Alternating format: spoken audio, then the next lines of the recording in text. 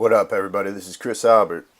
It's morning time. That's my favorite time of day. I get my coffee, I get my vaporizer, I chill here, I write, work on plans, just my time to myself. I kind of need, a good hour or two by myself every day before I get out there and go do anything. Really helps me clear my mind. A lot of you might have your own rituals. I want to talk to you today about kind of starting points in fitness.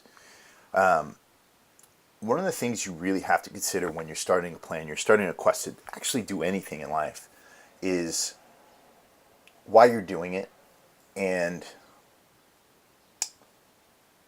your mindset in pursuing the goal. Now, what do I mean by that? Well, I get a lot of clients who they'll come to me and they'll want to look a certain way because they see all these other people out there who are in shape, because we have YouTube and Facebook and Instagram now, and you get all these pictures of abs and things like that, and people are like, oh man, I want to look like that guy, or I want to look like that guy.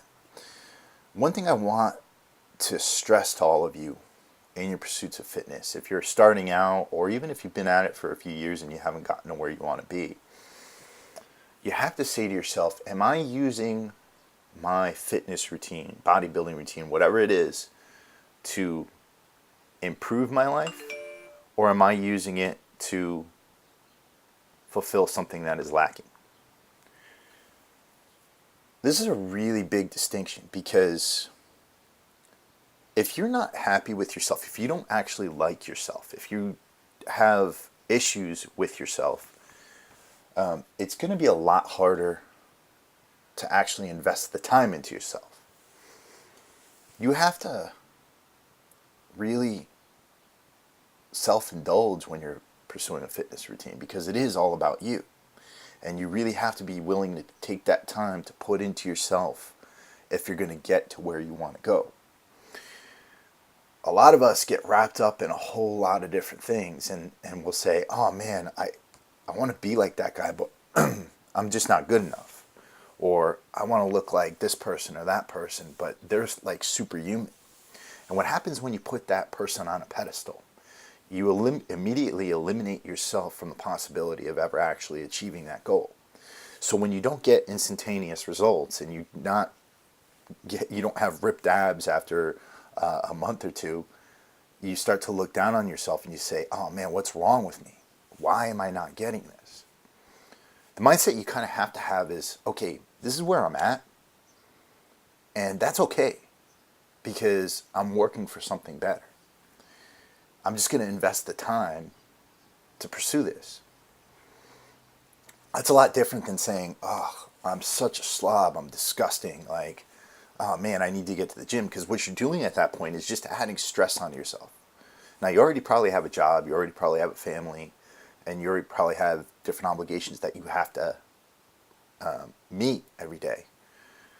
But if you add another stressor from fitness, that's not necessarily making your life better. Fitness should be a way of getting you away from your normal life for just a little bit, and putting you in a situation where you say, okay, I'm going to invest much amount of time it is, half hour, hour and a half. I'm going to invest this time in myself. It's for me and nobody else. And I'm going to use this time to make myself better, because I love myself and I deserve it. And that's the same with anything. If I've been in so many different situations where, when I was drinking a lot, I kind of made drinking part of my identity. I would say, okay, I want to go do this other thing, but I'm a drunk. So what I'm going to do is sit here and drink a fifth of whiskey by myself and get wasted, and then go try and,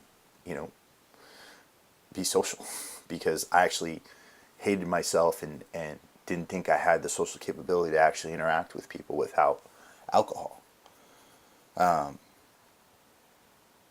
lot of times we get scared of the thoughts we have when we think about ourselves. We don't like to analyze ourselves, and we do things to put ourselves away from that. And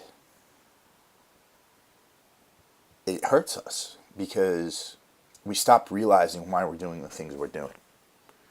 For example, a lot of people will just go out and do things to turn their minds off for a little bit. And I don't think you need to turn your mind off to pursue fitness. I think one of the things you need to do is really think about yourself and think about what you want. You have the opportunity to do anything in this life, and whether that is be fit, be successful, or anything like that. And if you turn your mind off from analyzing yourself and understanding your shortcomings and understanding that it's okay that you have shortcomings and that it's okay that you're not where you want to be yet, then you cease to plan, and you cease to plan how you're going to get yourself out of that situation. And once you cease to plan, you really cease to pursue anything, because you're just floating in the air, letting life's winds take you wherever they may. Interesting situation last week. I ran into an issue that prevented me from going on a business trip out to Texas to FitCon. And, I could have just kind of sat there and said, okay, I'm not going to do anything. I'm not going to, this is a waste. And I lost a lot of money, and, I can't stand what just happened, and I could have moped over it. But I had an alternative plan. And since I wasn't able to go to FitCon, I came here and I got 2-3 weeks of work done on my client plans. That put me ahead for my business. That allows me to work on other aspects of my business so that I can be successful. And that's the thing. Life gives you lemons, you got to make lemonade. So that's just my 2 cents on the issue. Or it's not even really an issue. It's something I wanted to bring up to you guys. And you got questions for me, hit me up at gettingtoshredded@gmail.com. Any other topics you want me to cover here. And I'll be posting more workout videos and things like that later. Peace out, peeps.